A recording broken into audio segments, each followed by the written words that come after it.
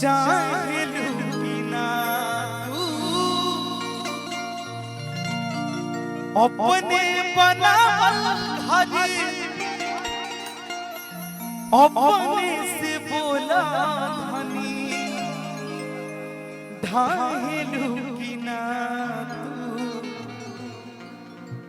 नैया की मीठी मुस्कान जब गईलू बलमुआ के साथ हो अब तू बनेलू अनजान जब से गईलू बलमुआ के साथ हो अब तू बनेलू अनजान कहियो गोरवे में काटत रहे अब तू बनेलू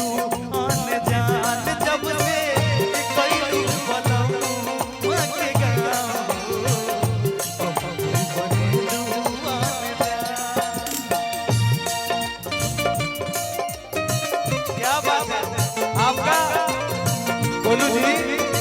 जो ये समाई है ना आपका यार लड़की क्या मुस्कुराई क्या बात है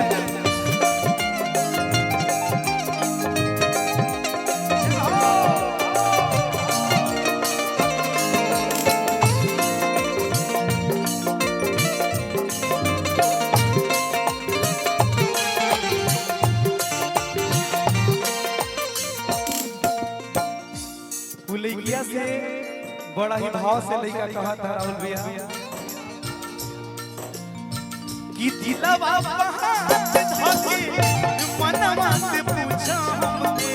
जाने लूटीना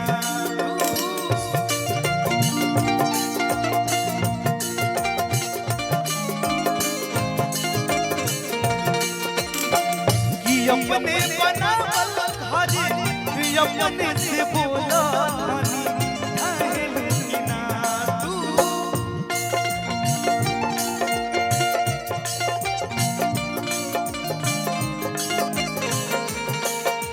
अजय भैया मैं भैया आप ऐसे कैसे सोच सकते हैं कि हम नहीं आएंगे। आज जीवन है, आज मैं जो कुछ भी हूँ वो अपने कवि जी के बदौलत हूँ और मुझे तो भोजपुरी कुछ आता नहीं था। आज अजय बच्चन भैया की देन है मेरे जिंदगी में जो मैं भोजपुरी बोलता हूँ गाता हूँ, तो ये मेरे लिए भगवान है भैया। तो आपको दिल से लव यू प्रणाम। आप ऐसे ही हमेशा जगमगाते रहे, अपना प्यार मुझ पे बरसाते रहे। कहना है कि दिलवा हाथ धके मनवा से पूछा हमके चाहे लूटीना तू अपने बनावल हरी अपने से बोला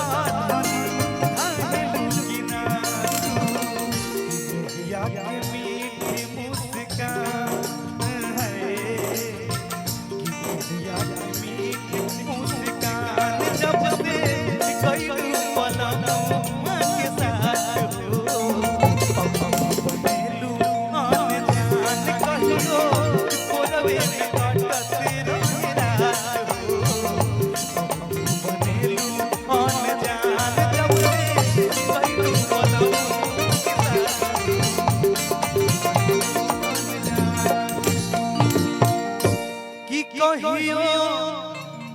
कोरवे में बीतत रहे रात हो अब तू बनेलू अनजान। और एक गाना मेरा भैया जो